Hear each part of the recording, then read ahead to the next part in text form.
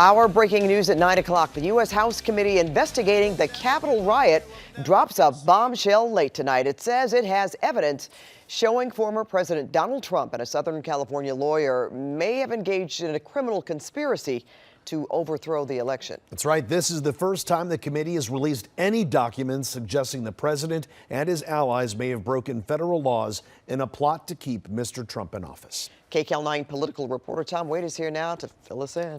As you said, Pat, this, to be clear, this is not yet a criminal indictment. It could be, we could see down the road. So we'll have to see how that plays out. So this is not an indictment of the former president. He is not facing any charges tonight, but it is a serious development for him. House investigators claim tonight they know how the plot was put together to overthrow the election. And they claim Mr. Trump directly led it. And it's alleged an attorney from Orange County who used to run Chapman University's law school wrote the blueprint for it all.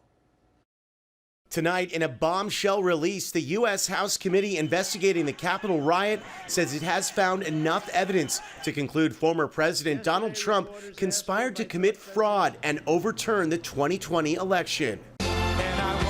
In documents filed in federal court, the committee claims Mr. Trump and his associates engaged in a, quote, criminal conspiracy to prevent Congress from certifying the results of the 2020 presidential election. The documents were filed to persuade a federal judge to force Trump's attorney, John Eastman, who once ran Chapman University's law school, to turn over emails he allegedly wrote laying out the blueprint for Mr. Trump to overturn the election. Loyola law professor and political analyst Jessica Levinson explains why this is coming to a head now. What the House Committee is saying is we have a lot of evidence. We've talked to a lot of people. We have a good faith belief that the former president and his attorney, John Eastman, engaged in a fraud or a crime to overturn the 2020 election. So that means no attorney-client privilege for this information. Judge, please review and please basically allow us to proceed.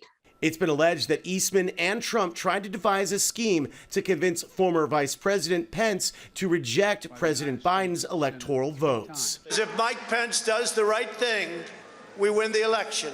The committee's request to break the attorney-client privilege for the former president and his lawyer is highly unusual. This is a big deal. I'm not aware of any other case where a House committee has said, for instance, that the former president has engaged in potentially behavior that gives rise to the crime fraud exception. This shows that the House Committee, I think, is likely to refer criminal charges to the Department of Justice.